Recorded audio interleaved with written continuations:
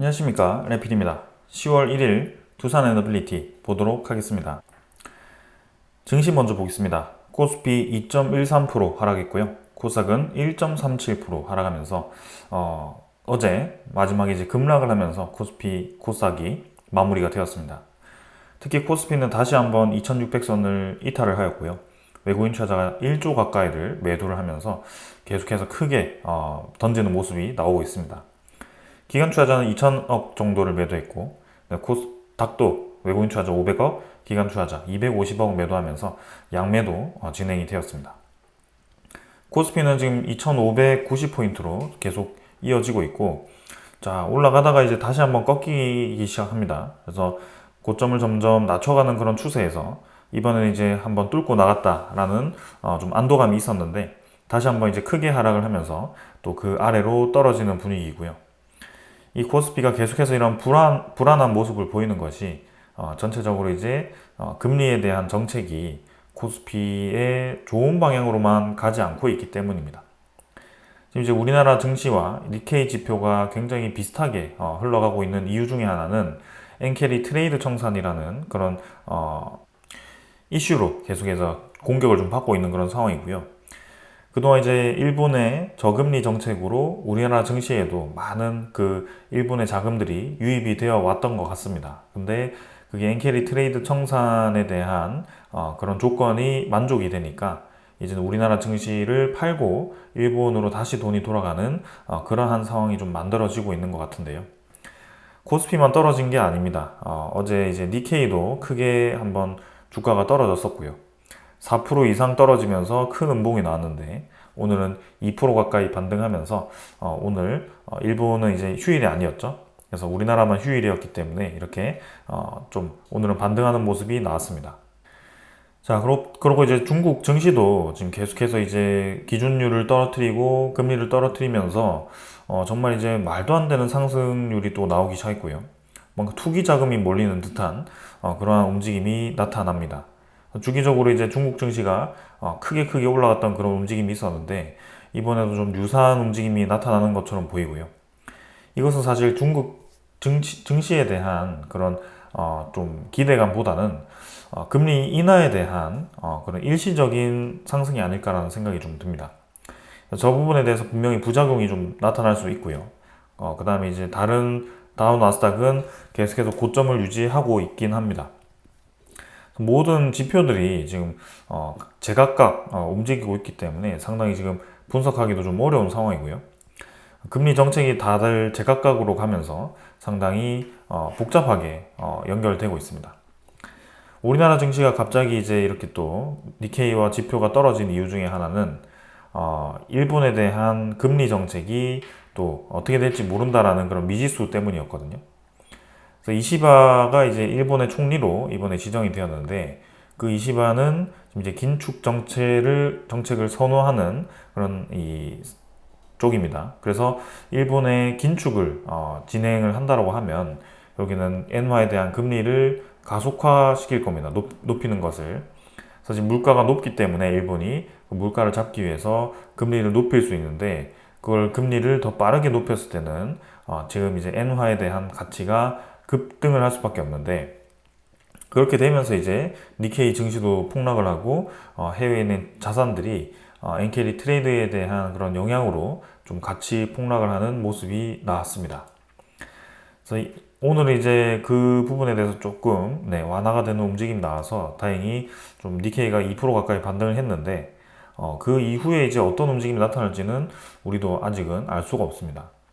결국에는 가장 우려스러운 점은 미국은 계속 금리를 떨어뜨리고 있고 일본은 계속 금리를 높이는 방향으로 이렇게 마주보는 방향으로 금리 정책이 진행되고 있기 때문에 이 부분이 일본의 엔캐리 트레이드 청산을 가속화시킬 수 있는 그런 트리거가 계속 당길까 말까 하는 그런 느낌입니다.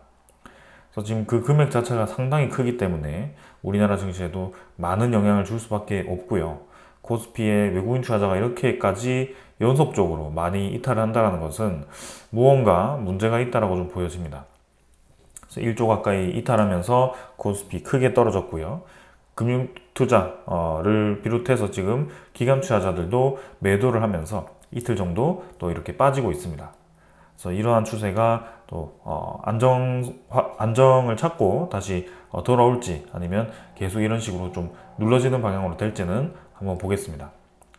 그다음에 이제 코스닥도 마찬가지고요. 올라가다가 이제 꺾여서 아래로 떨어지고 있습니다. 마찬가지죠. 엔캐리 트레이드 청산에 대한 우려감으로 이렇게 진행이 되었고, 외국인 투자자, 기관 투자자가 양매도 진행을 했고요. 그래서 뭐 지금 이틀 정도 양매도 진행하고 있기 때문에 좀 더 이 상황을 봐야 될 것 같습니다. 환율 같은 경우는 11원 정도 올라갔습니다. 0.84원 정도 올라가서 1323원으로 진행이 되었고요. 원화 가치가 이제 쭉쭉 이렇게 올라가면서 원달러에 대한 이 수치가 쭉쭉 떨어지고 있습니다.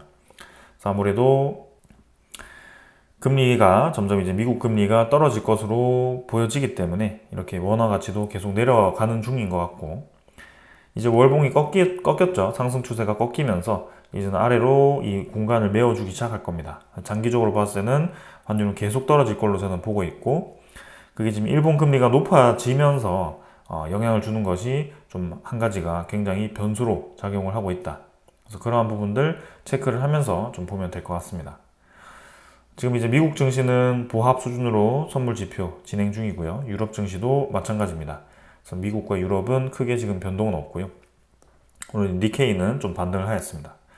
천연가스와 이 국제유가도 67달러, 2.9달러 수준으로 진행이 되었고요. 채권금리는 3.76%로 비슷한 수준을 계속 유지하고 있습니다. 3.7%대. 그래서 뭐 크게 우리가 주목할 만한 수치는 아니었습니다. 그래서 이 정도로 이제 진행이 되고 있고요.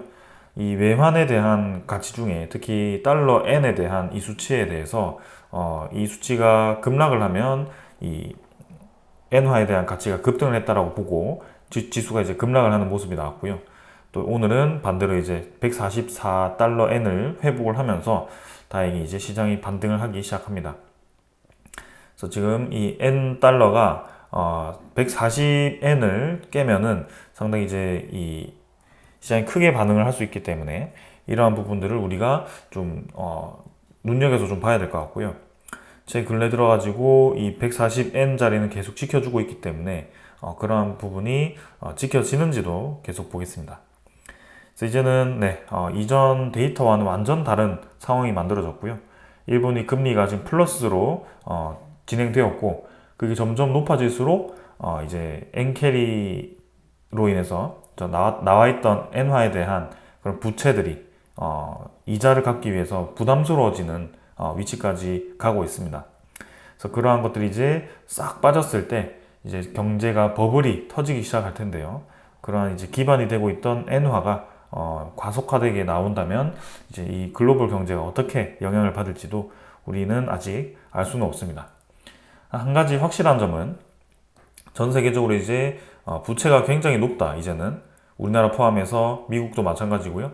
모든 국가들이 부채가 너무 큽니다. 근데 그 부채가 언제 늘었느냐? 이 코로나 시기, 코로나 때 금리를 너무 급격하게 낮추면서 부채가 아주 크게 늘어났고요. 그게 아직도 완화되지 않았다. 그래서 그게 완화되기는커녕 더 이제 늘어나고 있는 그런 추세인데요. 그게 고금리 시대에 그러한 상황이 만들어졌다는 거죠. 그래서 그게 연결되었을 때 한 번 이제 경기가 침체가 되어서 팍 깔아앉아야지 이 부채가 줄어들기 시작할 텐데요. 아직은 그러한 신호가 나오지 않았다. 그래서 언젠가는 한번 그 신호가 나올 텐데 그게 내년 상반기가 될 수도 있고요. 하반기가 될 수도 있고요.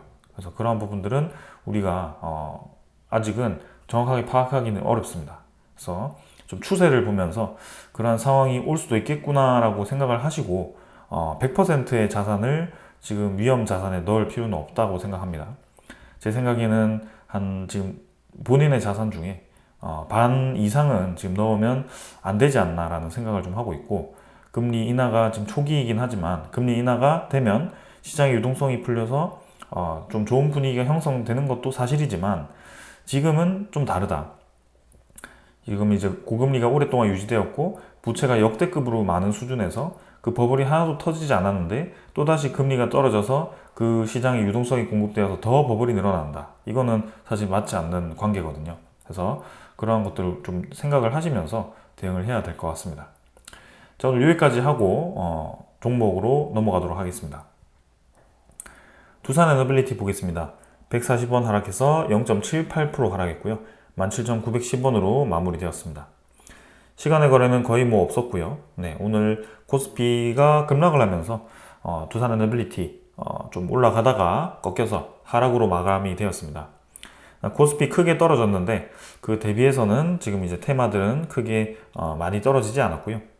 상승을 이제 같이 하다가 좀 꺾였기 때문에 조금 더 시장의 하락보다는 좀 덜 하락했다라고 보여집니다.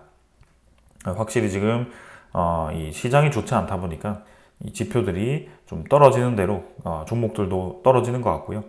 조금은 인내심이 더 필요해 보입니다. 시장에 대한 그런 변동성에 대해서도 생각을 하면서 대응을 해야 될 것 같습니다.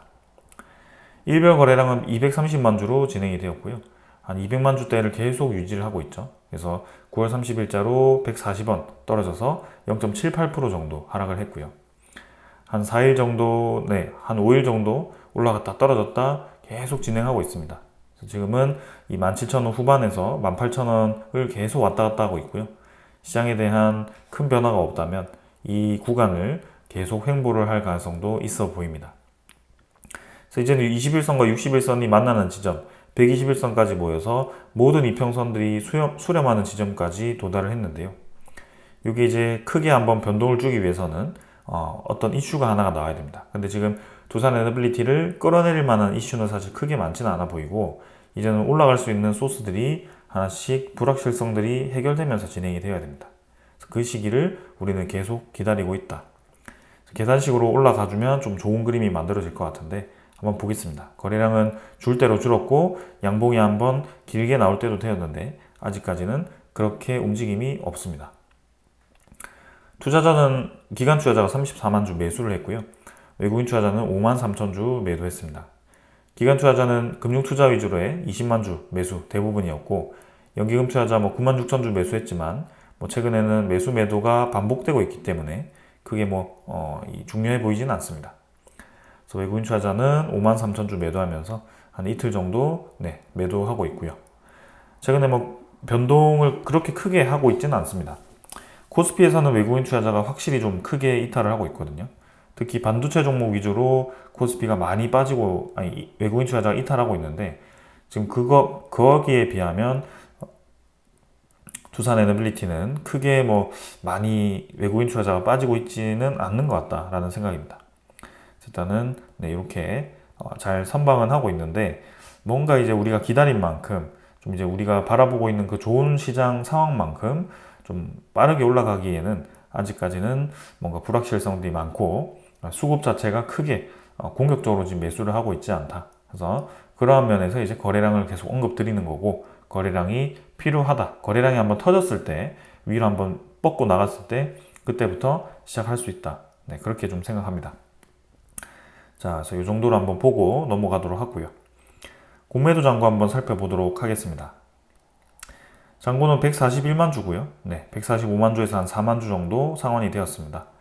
그래서 한번 쭉 늘고는 다시 조금씩 상환이 되면서 공매도 잔고가 줄어들고 있고 비슷한 수준에서 늘고 줄고 있기 때문에 가볍게 넘어가겠습니다. 그 다음은 대차 잔고입니다. 대차 잔고도 최근에는 크게 늘진 않고 있습니다. 그래서 오늘도 상환이 4만 4천 주, 체결이 1만 5천 주, 그래서 크게 변동 없었고 1280만 주 정도 잔고가 진행이 되고 있습니다. 외국인 물량은 거의 동일했고요. 5만 3천 주 정도 매도했고 21% 정도 유지하고 있습니다. 그래서 크게 특별한 수급 없었기 때문에 넘어가도록 하겠습니다. 외국인 투자자 실제 이제 움직임을 보면 JP모간이 13만 주 정도 매도했는데요. 아무래도 기계적인 움직임이었지 않나라는 생각입니다. 그래서 10월달 들어갔을 때 이제 엔캐리 트레이드 청산과 같은 그런 글로벌 이슈가 좀 없어졌을 때 좀 두산에너빌리티의 본연의 그런 가치대로 좀 움직였으면 하는 바람인데 아직까지는 좀 그렇지 않다라는 점, 시간을 두고 좀 지켜보도록 하겠습니다. 자, 그 다음 이제 오늘 준비한 소식들을 전달 드릴 건데요. 자, 어제 우리나라의 슬로바키아 총리가 와서 이제는 원전과 그 외에 다른 산업들을 좀 같이 협력하자라는 의도를 전달을 하였습니다. 그래서 내용을 살펴보면 이제 두 총리와 대통령이 이렇게 정상회담을 갖고 교역, 투자, 에너지, 국방, 방산 등 분야에서 양국 협력 심화 토대 마련을 위해서 전략적 동반자 관계를 수립하기로 했다라고 합니다. 최근에 우리나라가 계속해서 동유럽 국가들과 이런 전략적 동반자 관계를 많이 맺고 있고요. 그리고 이제 UAE라든지 사우디와 같이 중동 국가도 이러한 관계를 많이 맺고 있습니다. 우리나라가 지금 어디를 중점적으로 지금 투자를 하고 있고 좀 세일즈를 하고 있는지를 확실히 알 수 있는 대목이고, 특히 슬로바키아 총리가 우리나라를 방문해서 이러한 이 계약을 체결한다라는 것은 상당히 의미가 있어 보입니다. 그래서 이번에 이렇게 슬로바키아까지 들어가면서 체코, 폴란드, 헝가리까지 이제 모두 전략적 동반자 관계를 수립하게 되었고요. 특히 동유럽은 최근에 2차 전지 공장들이 많이 지어져 있고 우리나라 기업들이 많이 진출해 있고, 그리고 체코나 폴란드, 슬로바키아 같은 경우는 우리나라와 에너지 분야까지 협력을 하고 있습니다. 그래서 그러한 점에서 상당히 이제 의미 있는 그런 이제 협약이 되는 것 같고요. 이번에 이제 원전, 재생에너지 수소를 포함해서 다양한 무탄소 에너지를 협력을 하자라는 내용이 나왔습니다. 자, 그래서 슬로바키아에 대한 구체적인 원자력 일정이라든지 입찰에 대한 내용은 이번에는 크게 뭐 언급은 되지 않았고요. 그래도 이제 우리나라에 와서 그런 이제 이 에너지에 대한 협력을 요청했다는 것은 추후에 입찰 과정에서 우리나라 쪽에 조금 더 이 좋은 방향으로 진행될 수 있다는 것을 또 볼 수 있었던 것 같습니다. 그래서 이번에는 확실한 이제 소스들은 체코와 폴란드 그런 쪽에서 먼저 나와야 될 것 같고요. 이제 체코에 대한 본계약이 25년 3월 예정이기 때문에 한 6개월 정도 뒤에 있을 소식을 기다려보면 될 것 같습니다. 자, 우리나라에 대한 그런 원전 세일즈는 점점 더 시간이 지날수록 괜찮아질 것 같습니다. 자, 그 다음에 이제 우리나라에 대한 이런 원자력 에너지에 대한 관심도가 높아지다 보니까 KB 운용과 같은 이런 자산 운용이 만들어 놓은 이제 원자력 테마에 대한 ETF 상품들이 자산이 점점 불어나고 있다는 것을 또 볼 수가 있습니다. 미국과 한국, 캐나다와 같은 그런 국가들의 주요 원자력 기업들이 이 상품에 포함이 되어 있는데, 이쪽에 이제 자산들이 몰리고 있고 투자 금액이 늘고 있다는 점에서 이제는 이 원자력 테마가 전체적인 시장에서 좀 관심을 많이 받고 있구나라고 생각할 수가 있습니다.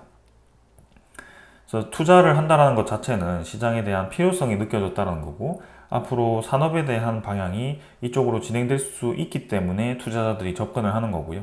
네, 그러한 점에서 보면 이 원자력 에너지에 대한 확대가 이제는 기정사실화가 된 것 같다라는 생각입니다. 이제 재생에너지의 강국이었던 스위스도 탈원전 철회를 발표를 했고, 거기에 대해서 여론도 좋은 방향으로 호응을 하고 있다라고 합니다. 스위스도 대표적인 탈원전 국가 중에 하나였는데요. 이번에 이제 에너지에 대한 그런 수급 문제가 대두가 되었고, 거기에 대해서 연방 정부가 정책 방향을 돌렸습니다. 그래서 우크라이나 전쟁 등 에너지 수급에 민감한 영향을 주는 국제 분쟁이 이어지는 상황 속에 인공지능 보급 확산으로, AI 보급 확산으로 미래 전력 수요가 급격히 증가할 거라는 그런 이제 국민 전망이었고, 국민 투표를 거쳐서 탈원전 노선을 변경을 했다라고 합니다. 그 상황에서 이제 주민 투표가 지금 51%가 찬성이고, 네, 그 다음에 43%가 반대였기 때문에 이렇게 다시 한번 진행을 하게 되었습니다. 그래서 이런 스위스와 같은 재생에너지의 강국, 그다음에 탈원전을 추진했던 그런 국가들이 다시 한번 원자력 에너지로 회귀를 한다는 것 자체가 의미가 있어 보이고, 재생에너지에 대한 한계가 인정이 되었기 때문에 거기에 대해서 우리나라도 비슷한 이 흐름을 가져가야 된다라는 생각이죠.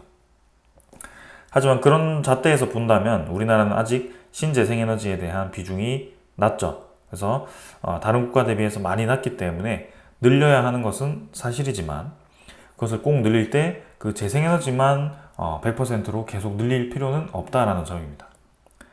그래서 우리나라에 대한 원자력 발전이 다른 국가 대비해서 비중이 높은 것도 사실입니다. 그러나 이제는 앞으로 이전에 옛날에 많이 지어놨던 그런 원자력 발전들이 하나씩 하나씩 이제 운영 허가가 만료가 됩니다. 근데 이게 이 11차 전력 소급 기본 계획을 보게 되면 원자력 발전에 대한 이 가동에 대한 전력 차지 비율이 34%까지 이제 올라가는 걸로 되어 있는데요. 그건 아마 이러한 이 원전들을 연장 이제 가동을 했을 때를 얘기하는 것일 겁니다. 근데 650메가와트 중단되고 950 중단되고 줄줄이 이렇게 하나씩 계속 중단이 되면 향후 2029년에 갔을 때 이 용량들이 합쳤을 때 한 10기가와트 정도 될 것 같은데 그러한 정도가 공백이 생긴다는 겁니다. 그래서 그걸 제외하더라 하면 우리나라에 대한 원자력 비중이 확 줄게 될 거고요. 거기에 대한 에너지 공백이 당연히 생길 수밖에 없습니다. 그래서 그러한 부분들을 막아야 된다라는 차원에서 신규 에너지, 원전 에너지를 3기 정도 건설한다라는 취지였던 것 같고, 그리고 우리나라는 저런 유럽 국가 대비해서 재생에너지에 대한 건설 단가가 한 2배 이상, 3배까지도 높기 때문에 그러한 점에서 상당히 이제 불리하다. 그래서 그 재생에너지를 짓는데 왜 돈이 이렇게 새는지를 원천적으로 분석을 해야 되고, 그 중간에 돈 떼먹는 유통업자들을 빠르게 찾아내서 그러한 것들을 좀 줄여 나간다면 우리나라도 유럽과 같이 재생에너지에 대한 건설 비용이 싸졌을 때 조금 더 확대할 수 있는 좋은 이 환경이 만들어질 것 같다. 그래서 우리나라 야당은 계속해서 무리하게 원자력 발전을 짓지 말고 재생에너지만 늘려라 라고 얘기할 게 아니라 그 이전에 재생에너지에 대한 단가를 어떻게 낮출지, 우리나라의 재생에너지 건설 비용을 유럽과 미국처럼 어떻게 낮출지를 먼저 법제화를 시켜야 되고, 그 법제화를 통해서 그 단가가 어느 정도 맞춰진다면 이렇게 재생에너지를 늘리는 게 동의가 될 것 같습니다. 근데 그렇지 않고 지금 당장 늘리지 않으면 수출이 안 될 것처럼 얘기하면서 그런 비용 단가를 생각하지 않고 마구잡이로 이제 늘렸을 때는 이제 후세에 우리나라 기업들에 대한 경쟁력이 어떻게 이제 바뀔지, 그죠? 산업에 대한 전력 비용이 높아졌을 때 거기에 대해서 어떻게 감당할 수 있을지는 알 수가 없습니다. 그래서 서로 이제 핏대 세우면서 계속 이 똑같은 주장만 하니까 그렇게 협의가 되지 않는 건데요. 여기는 근본적인 원인을 따져야 됩니다. 경제성이죠. 에너지에 대한 경제성을 따지고 들어가야 되기 때문에 그 경제성을 해결을 한다면 원만하게 합의가 될 것 같다라는 생각입니다. 자, 그리고 이제 원전을 넘어서 SMR을 넘어서 이제는 웨이싱하우스가 지금 이제 핵 마이크로 반응기를 시험을 준비를 하고 있습니다. 이 핵 마이크로 반응기라는 것은 SMR보다 더 작은 겁니다. 이 마이크로 반응기를 시험을 2년 내에 실현을 하겠다라고 얘기를 하였고, 핵 융합, 핵 추진 이 선박과 핵 배터리 등 혁신 경쟁이 치열하게 진행이 된다라고 합니다. 그래서 이 용량 자체가 5메가와트 수준으로 상당히 작죠. 대형 원전 한 1400메가와트급 정도 되기 때문에 굉장히 큰데, 그 다음에 소형 모듈 원전은 지금 이제 한 300메가와트급에서 작으면 77메가와트급 정도까지 작은데요. 이건 이제 5메가와트 정도로 엄청나게 작습니다. 그래서 이러한 것들을 이제 개발을 하겠다라는 것이고, 점점 이렇게 소형화가 될수록 사고에 대한 위험이 적어질 거고, 그리고 이렇게 크게 지어서 한꺼번에 생산하는 것보다는 분산시켜서 필요한 적재적소에 안정적으로 에너지를 보급하면 더 효율적일 수도 있죠. 그래서 그러한 점에서 궁극적으로는 필요한 에너지다. 하지만 요거가 이렇게 작고 이렇게 생산할 수 있다고 해서 무조건 쉬운 기술은 아닙니다.